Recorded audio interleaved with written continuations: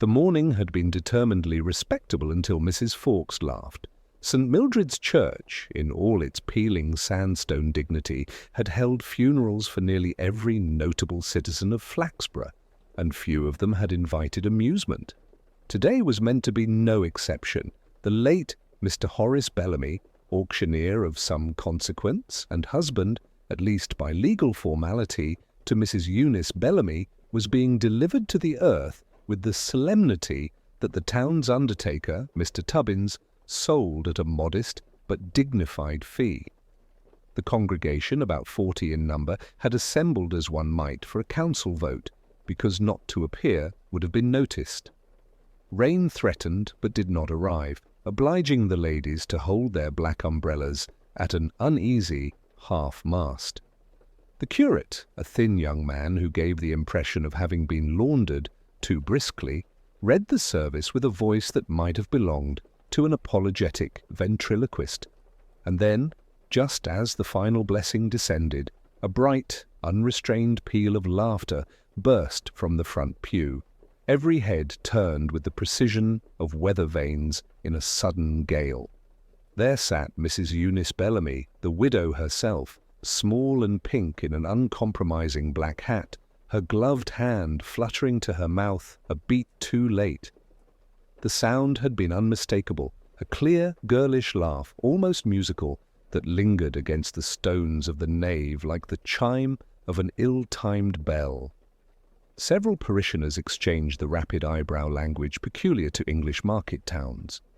Miss Cripwell, who managed the lending library and most of the gossip, inhaled audibly. Councillor Wimbish, stout and vested like a prosperous pudding, gave a tiny shake of his jowls that signified both outrage and delight. The widow, for her part, neither apologized nor blushed. She simply folded her hands, eyes lowered, as if the laugh had belonged to someone else entirely. Outside, among the drizzle and the parted umbrellas, the conversation began its usual brisk migration from sympathy to speculation. "Shock," said Mrs. Tubbins, who considered herself an authority on bereavement owing to her husband's trade. "The poor creature's nerves have gone." "Or the poor creature's nerves are stronger than we supposed," replied Miss Cripwell, whose fondness for ambiguity was her chief vice. It was during this softly buzzing exodus that Inspector Walter Purbright, ambling down from the station on no particular errand, paused at the churchyard gate. He had heard the laughter, distant but distinct, carry over the hedge and along the wet pavement like a stone skipping across water. Purbright was not a man given to omens, but he possessed a natural curiosity about sounds that did not fit their setting. He watched the mourners spill into the street in black clusters. Their expressions combined the satisfaction of attendance with the anticipation of tea. Among them he noted Mrs. Bellamy walking unhurriedly, her veil lifted to reveal a face composed to serenity. If she had laughed, she gave no sign of remembering it. Sergeant Love, arriving late and puffing, joined him at the gate. "Anything the matter, sir?" he asked, tugging at a cuff that had lost its button. "Only a funeral," Purbright said mildly, "and perhaps the beginning of a comedy." Love blinked, as he always did, when he suspected his superior of jokes that might be serious. Across the street, a delivery boy on a bicycle wobbled past, craning for a look at the black-clad group. Purbright watched him go and then glanced once more at the widow. Her eyes met his, just briefly, with a flicker of something that could have been amusement or challenge. The inspector tipped his hat, more to himself than to her, and thought, "Well, that's interesting." Rain at last began to fall in a thin, obliging drizzle as the mourners dispersed into Flaxborough's herringbone streets. Inspector Purbright let the tide of umbrellas drift past before strolling toward the churchyard gate. He was in no hurry. Time often yielded more than haste. Sergeant Love, still slightly pink from his late arrival, matched his pace. "Odd sort of send-off, sir," he ventured, glancing back at the church where the curate now shepherded a reluctant organist indoors. "Did you hear? Well, you must have." That laugh. "I did," Purbright said, tucking his hands into the pockets of his Mac. "Hard to miss?" "Shock, I suppose." "Possibly."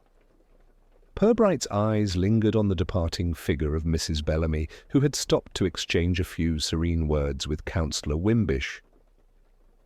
Though shock usually comes with tremors or tears, laughter at a husband's funeral is a rarer expression. Love gave a doubtful grunt, unsure whether he was expected to agree or to question.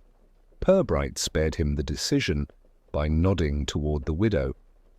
"Let's give her a little time before we make polite inquiries." Grief, of any variety, prefers to be unobserved.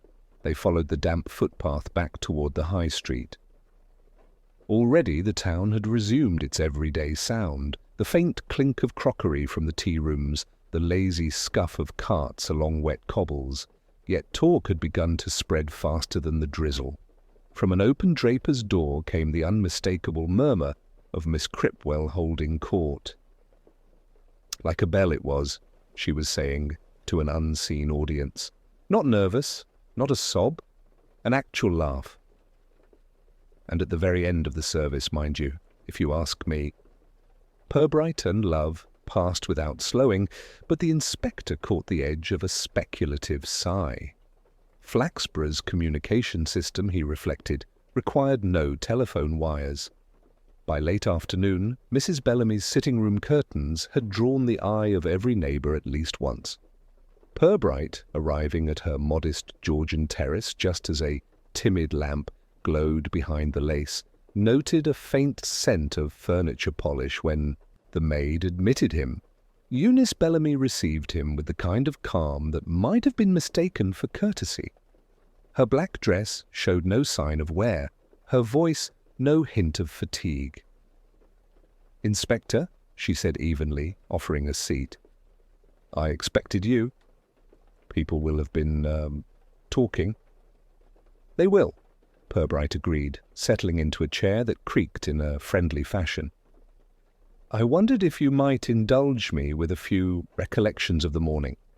Her smile, faint and deliberate, suggested indulgence was a habit. "You mean the laugh, of course?" "If you prefer to mention it." "I don't deny it. It surprised even me." She folded her hands, white against the black fabric. "It was a memory, something Horace once said about funerals." He had a wicked sense of humour. "I suppose it escaped a memory pleasant enough to make you laugh." "A private joke, Inspector, nothing more." Her eyes met his, clear and steady. Purbright inclined his head, allowing the silence to stretch. "Your husband had been unwell?" "For some months."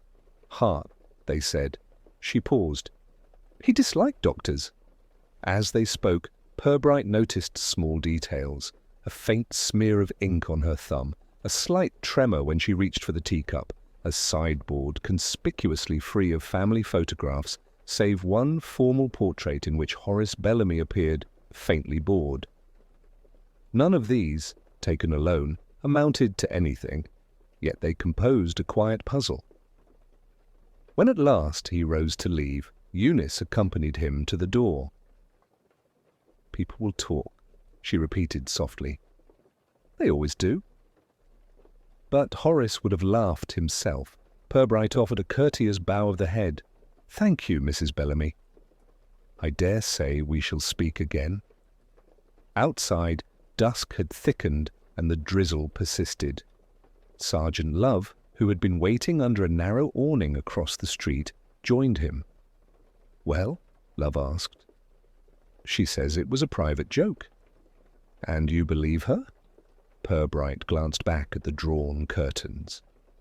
"Belief is a commodity to be purchased carefully, Sergeant. We'll keep the receipt." They walked on, the inspector's mind turning with the slow precision of a clockwork toy. A widow's unexpected laugh was, perhaps, only the beginning of a longer conversation, one the town of Flaxborough with its patient appetite for secrets, would be eager to supply. The following morning brought a pale, reluctant sun that glimmered weakly on the cobblestones. Inspector Purbright arrived at the station to find Sergeant Love already installed with a cup of tea and a newspaper spread like a sail before him. Love looked up as his superior entered. "They're calling it The Laughing Widow now," he said, tapping a headline in the Flaxborough Chronicle. Miss Cripwell must have passed it straight to the editor. Purbright regarded the paper without taking it. A brisk promotion from private curiosity to public notoriety, he said, and likely to bring us callers. He was correct. Before the morning was out, 3 separate townsfolk appeared with anecdotes they considered indispensable to the understanding of Mrs. Bellamy's character. A neighbour recalled that she had once returned a borrowed casserole dish unwashed, evidence, apparently, of a ruthless soul. A former bridge partner claimed to have seen her laugh at a bishop's sermon. And an elderly shopkeeper recounted how only last week she had purchased a new black hat with a look about her that wasn't sorrow at all. Purbright listened politely to each, filing away the details not for their substance, but for the shapes of human spite they revealed.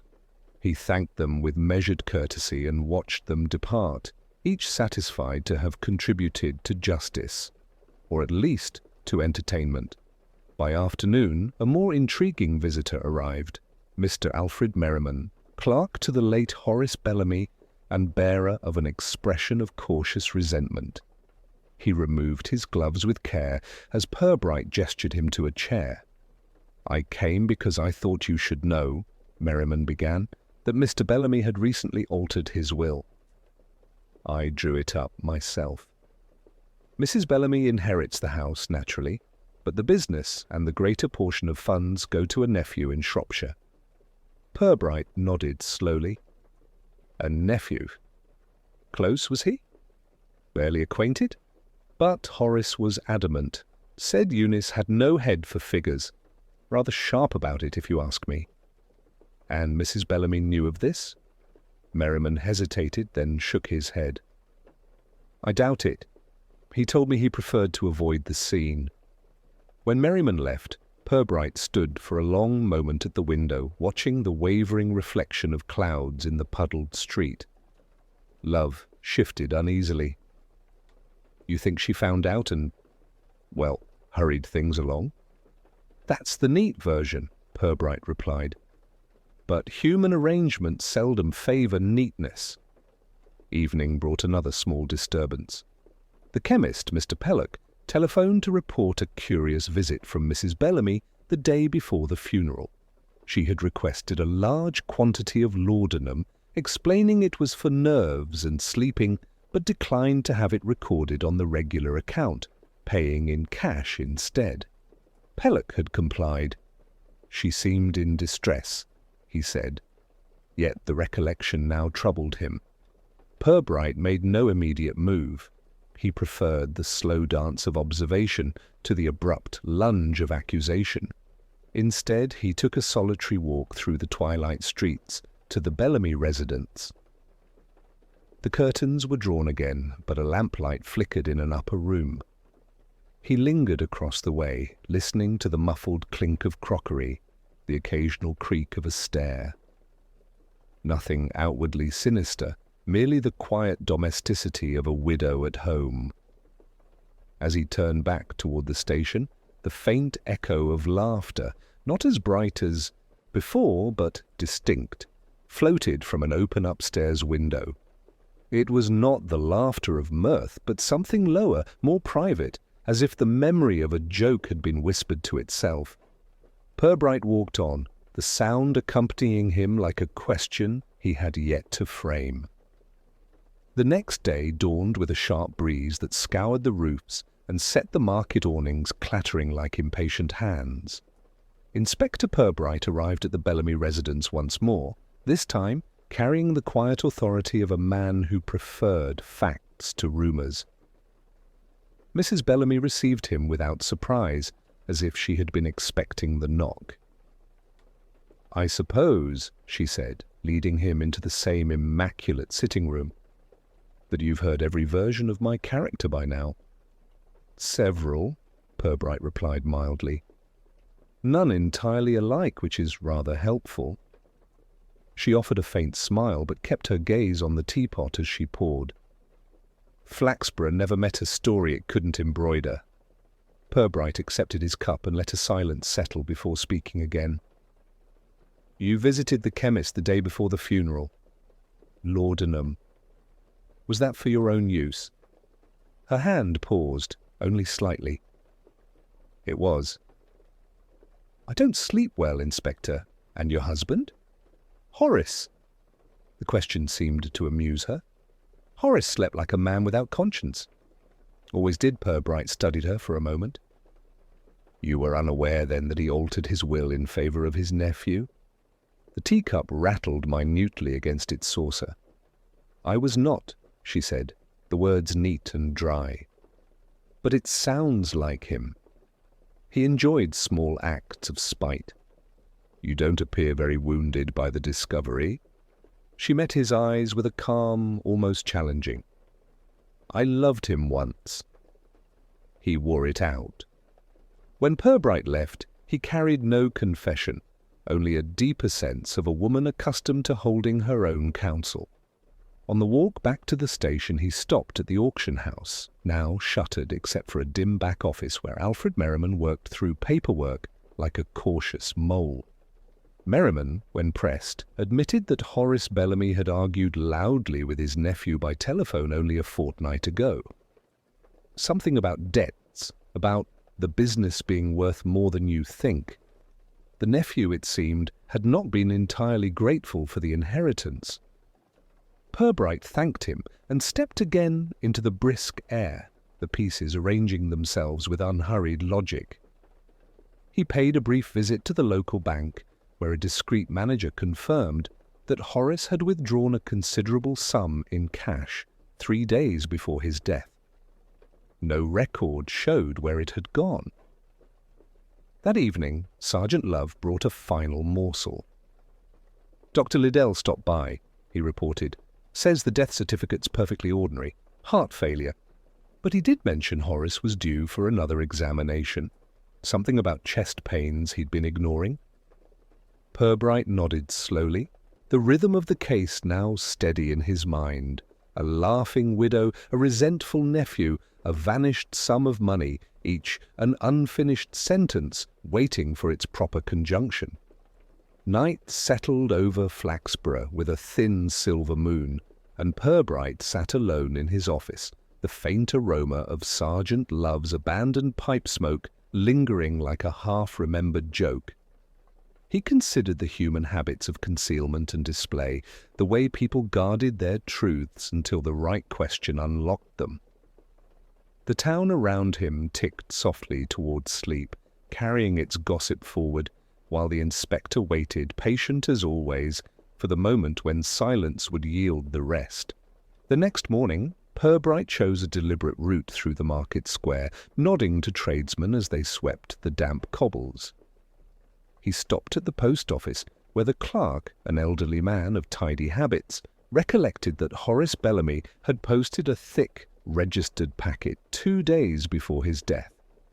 The address was to his nephew in Shropshire.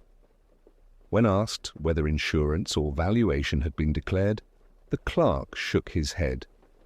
"Seemed in a tearing hurry, too," he added. "Wouldn't even wait for a receipt copy." From there, Purbright crossed to the Chronicle office, where the editor, eager for anything that might outpace Miss Cripwell's latest embellishment, confirmed that Horace had recently placed an advertisement for the discreet sale of certain antiques. The ad, however, was never printed. Horace had cancelled it only a day before his collapse. By late afternoon, Purbright was back at the station, laying these fragments before Sergeant Love, who listened with knitted brow. "So he was moving money and valuables about," Love said, "perhaps hiding assets from the wife?" "Or from the nephew," Purbright replied. A man may dislike his heir as much as his spouse.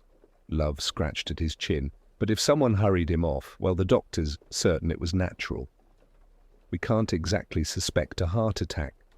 Purbright looked out through the rain-misted window. No need to suspect it.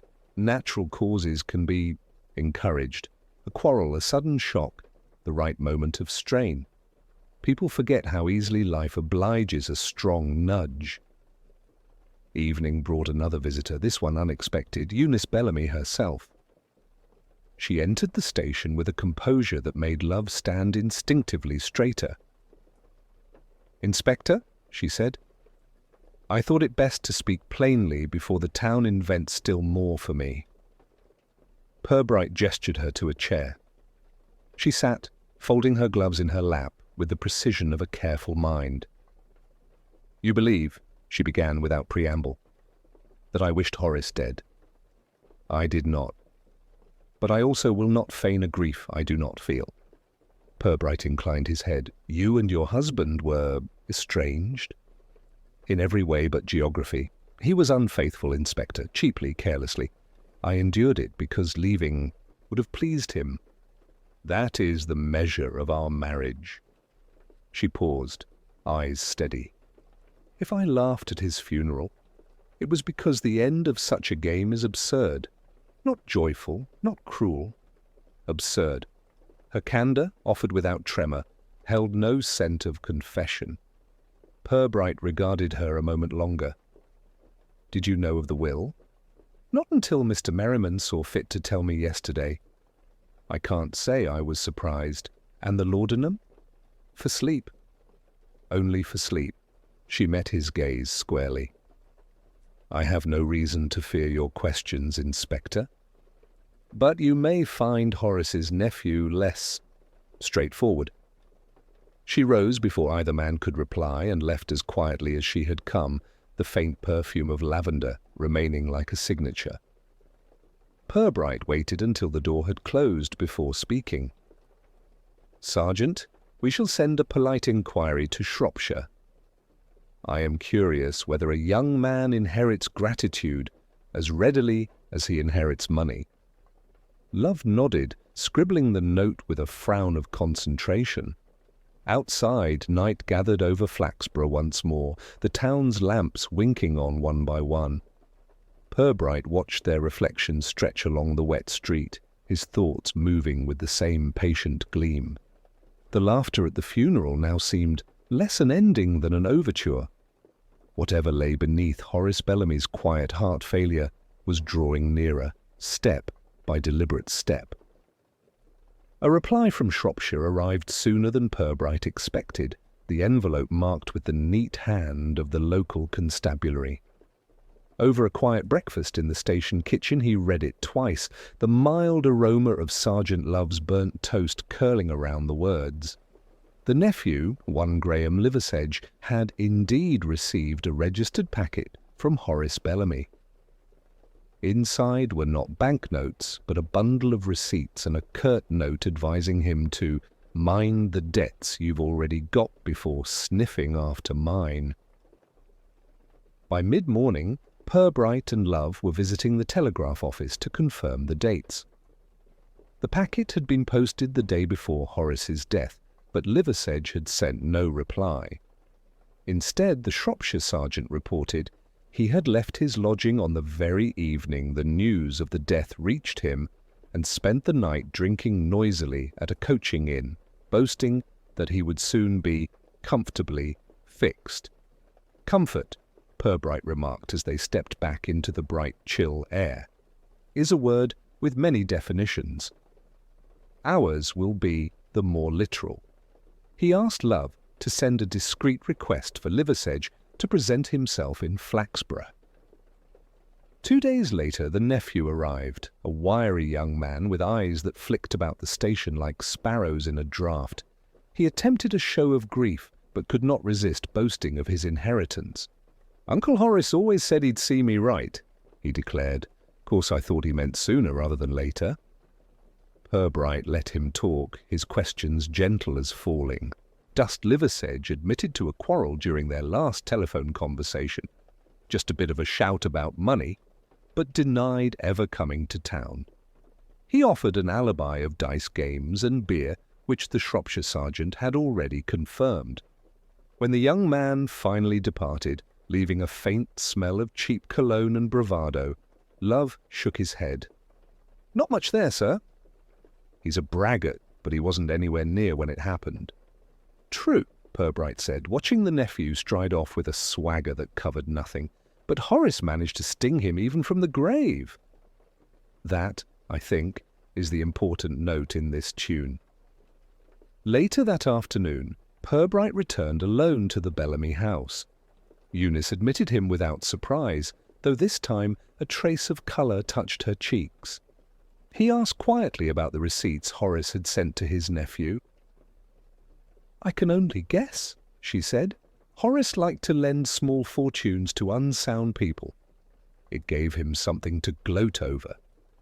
She looked toward the mantel, where the single portrait remained. "He never forgave anyone for needing him." As she spoke, a draught from the window stirred a folded sheet of music on the piano. Purbright noticed the title, an old comic opera duet, and remembered the laugh that had startled the mourners. It was not a widow's outburst, he thought now, but the private echo of a line once shared. When he took his leave, the evening streets smelled of damp brick and fading coal smoke. He walked back to the station with the slow certainty of a man who recognized the pattern forming beneath the gossip. Horace Bellamy had chosen his exit as carefully as he had chosen his petty torments, and the living, nephew, wife, and neighbours alike, were merely players in his last sly performance. Purbright paused at the corner, the church clock striking the hour behind him. There would be another visit, one final conversation, and then the quiet explanation of a death that needed no poison and no accomplice, only the peculiar satisfaction of a man who laughed last.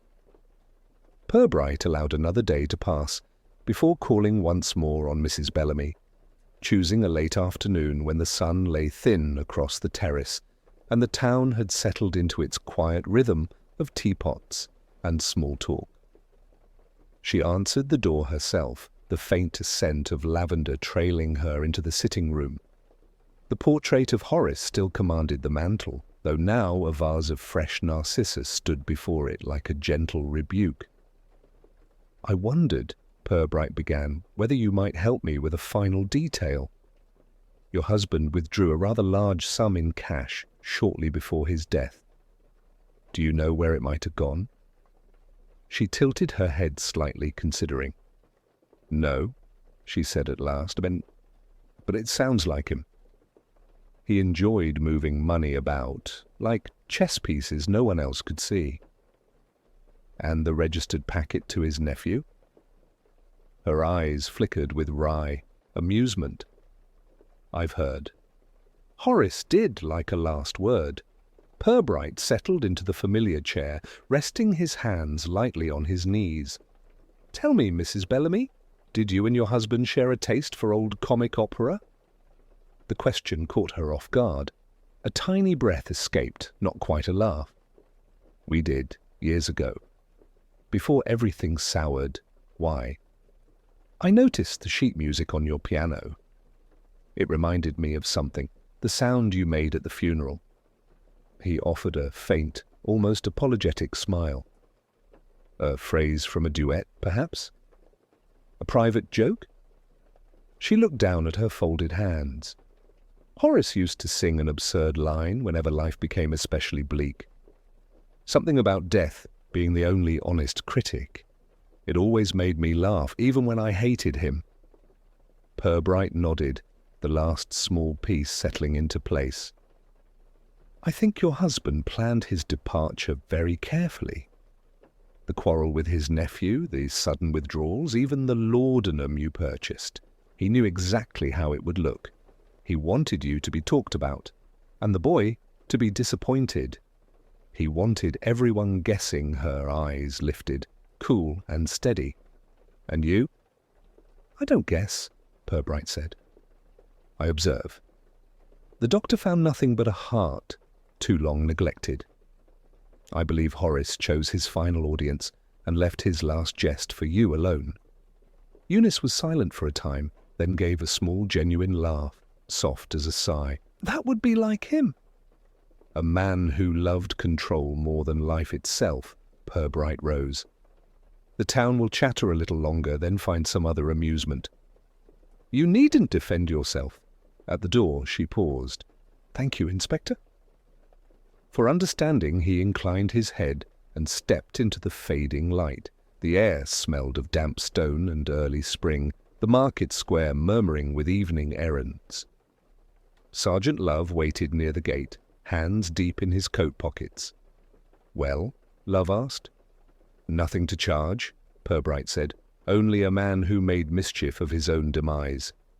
As they walked back through the quiet streets, church bells marked the hour with unhurried grace.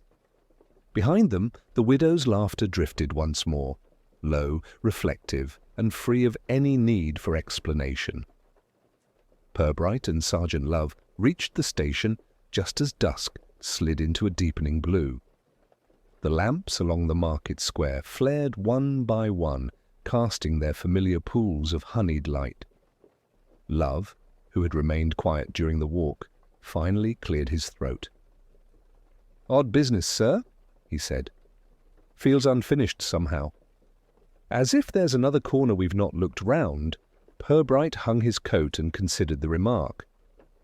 That is precisely the feeling Horace Bellamy would have wished to leave behind. He understood that ambiguity lingers longer than certainty. Love frowned, rubbing a thumb along the edge of his notebook. So we just leave it? We do, Purbright said, but we observe, as always. Mischief rarely stays put. The telephone on his desk gave a discreet, precise ring. Purbright lifted the receiver, listened for a moment, and replied with a single word, "Yes," before replacing it. "That was the postmaster," he said. "The nephew has returned the registered packet unopened. No forwarding address, merely a note requesting the estate handle the matter. An elegant rejection, wouldn't you say?" Love raised his eyebrows. "Almost like the old man knew it would come back." "Almost," Purbright agreed. Horace Bellamy played a long game. Perhaps he fancied himself the town's last satirist. They worked through the remaining paperwork in companionable silence, the only sound the gentle tick of the station clock. At 9:30, Purbright locked the files and suggested they call it a night.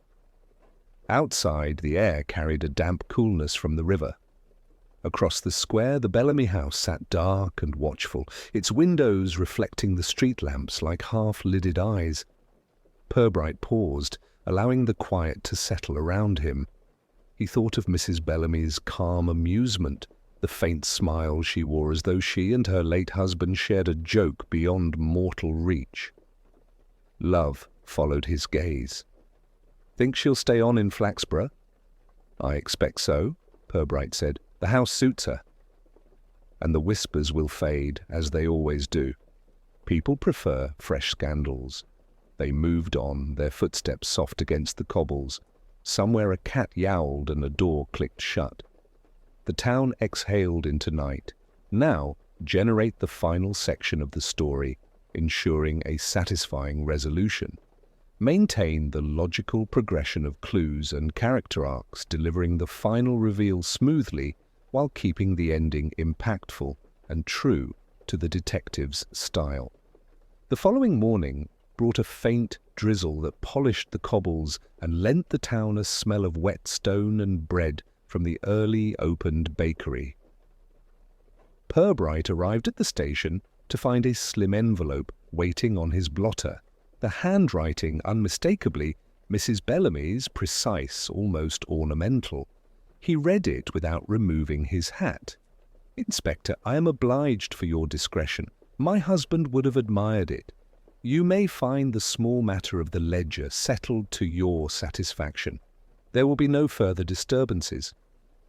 Beneath the neat lines lay a pressed violet, its petals dry but unbroken. Purbright set the letter down, aware of Love's curious glance. "She writes like someone who's closing a play," Purbright said.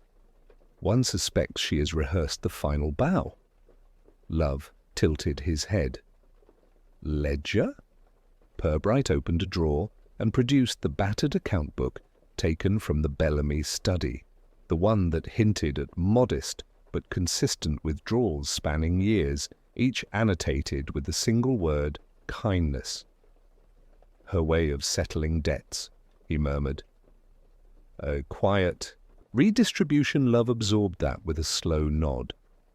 "So the inheritance squabble was just smoke?" "Not merely smoke," Purbright replied. "More a polite diversion. Old Bellamy knew the appetite for scandal would keep eyes off the real generosity. People will talk of hidden fortunes, while the true beneficiaries enjoy their anonymity."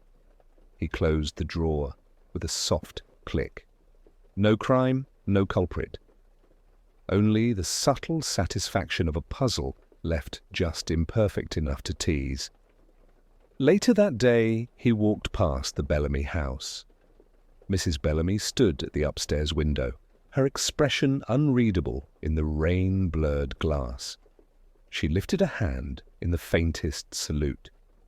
Purbright touched the brim of his hat, an acknowledgment of a game well played. As he turned toward the square, the church bell began its measured chime.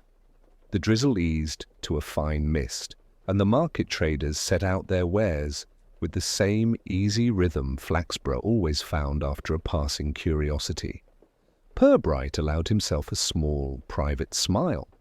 In a town accustomed to tidy endings, it was pleasant, just once, to leave a little mystery breathing in the quiet air. Purbright lingered in the square longer than he meant to, watching the last of the rain slide into the gutter channels.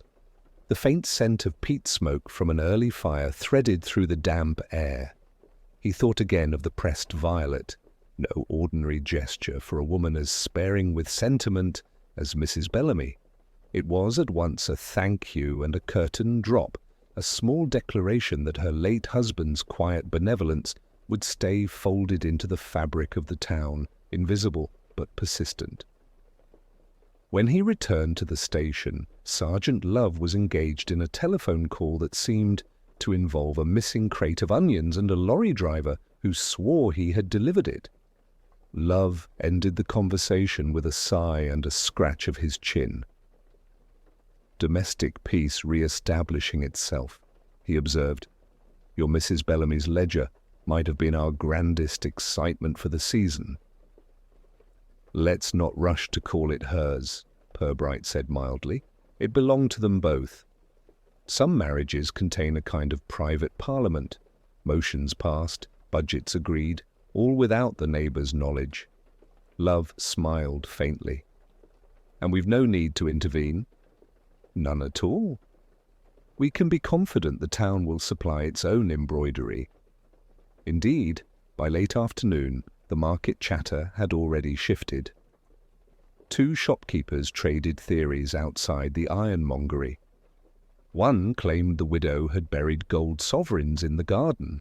Another insisted she'd eloped once in her youth and was now preparing to do so again. Purbright passed them without comment. Flaxborough had always preferred invention to fact when it came to its neighbours' affairs, and the truth, quiet philanthropy and a tidy letter, would never compete with the pleasure of a lively tale. That evening he made a solitary round of the riverside footpath. The dusk settled violet and grey across the water, and the lamps blinked on one by one. He paused beneath the stone bridge where the current whispered against the pilings, and considered, not for the first time, the dependable motives that stirred even the most respectable souls: pride, fear, the wish to matter. The Bellamys, in their discreet way, had satisfied all three, and left a town full of busy speculators none the wiser. Back at the station he found a small parcel on his desk, brown paper tied with twine. Inside lay a bottle of homemade sloe gin and a single line on a folded card. For the inspector, who knows when not to speak. Purbright allowed himself a quiet chuckle. He set the bottle on the shelf above the fire and reached for the next stack of routine reports, petty thefts, a dog complaint, a notice about the autumn flower show. The ordinary tide of Flaxborough life was flowing once more, as it always did, after a ripple of curiosity. Outside, the rain had stopped altogether. The evening promised to be clear, the kind that left the cobblestones glinting like a row of watchful eyes. Purbright dipped his pen, signed the top form, and settled to the gentle paperwork of peace. The following morning dawned pale and windless, the streets rinsed clean of gossip by the night's steady rain. Purbright arrived early, his overcoat carrying the faint smell of damp wool. The station was hushed, the day's small concerns still waiting to stir. On his desk, the bottle of sloe gin caught the first shaft of sunlight, a glimmer of muted violet like the pressed flower in Mrs. Bellamy's letter. He regarded it for a moment, then turned to the window where the market square lay quiet and untroubled. Sergeant Love entered with a fresh sheaf of incident reports and the comfortable tread of a man resigned to ordinary duties. "A cat stuck on a roof," he said, laying the papers down, "and a farmer claiming someone's stolen 3 bales of hay." "Back to normal, eh, sir?" Purbright smiled slightly. "Normal is a broad term in Flaxborough, but yes, no more funerals enlivened by ill-timed laughter, no hidden ledgers to puzzle over." Love gave a thoughtful grunt. "You think Mrs. Bellamy will keep her secret?" "Indefinitely," Purbright replied. "She understands the town's appetite for theory. Give them a hint, and they'll weave a dozen legends to fill the gaps. None will be quite true, which is precisely how she prefers it." He allowed a moment's silence, listening to the distant chime of the church clock. "In the end, Sergeant, the only crime was generosity, committed quietly and disguised with a little theatre. We needn't issue a summons for that." Love nodded, a faint smile at the corners of his mouth. "I suppose not." Purbright picked up his pen and signed the first report with deliberate care. The scratch of the nib sounded steady and final. Outside, the square was brightening as shopkeepers opened their doors and swept the night's damp from their steps. Flaxborough, content to believe a story half told, was ready for another day. Purbright set the signed papers aside, reached for the next file, and allowed himself a small, private satisfaction. The widow who had laughed at the funeral would go on cultivating her garden and her quiet legends, and the town would continue to wonder, pleasantly, fruitlessly, why.